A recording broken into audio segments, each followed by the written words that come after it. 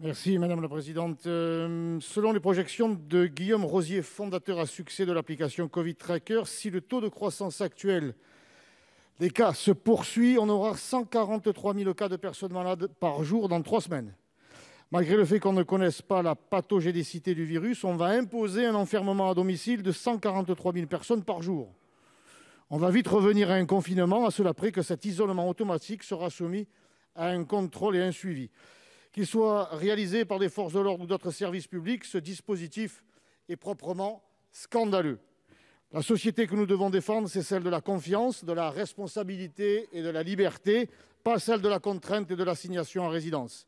Quand M. Véran vantait le modèle chinois en février 2020, certains le prenaient à la légère. On voit désormais que ce gouvernement a un complexe d'infériorité avec le grand frère communiste chinois et cherche à faire jeu égal dans la réduction des libertés. Certains dans cet hémicycle ont également remis un rapport d'information pour préconiser d'autres mesures extrêmement contraignantes à l'encontre de nos compatriotes en s'inspirant des pays asiatiques. C'est le concours Lépine des folies liberticides. Êtes-vous à ce point déconnecté du pays réel, mes chers collègues ? La pause dîner, ou bientôt la pause petit déjeuner, devrait vous permettre de prendre connaissance de ce qui s'est passé aujourd'hui dans les rues de France. Ce sont des centaines de milliers de Français qui ont défilé en plein mois de juillet. Ça devrait quand même commencer un peu, au moins le gouvernement, à vous interpeller. Cette mesure est totalement disproportionnée avec la gravité potentielle du virus.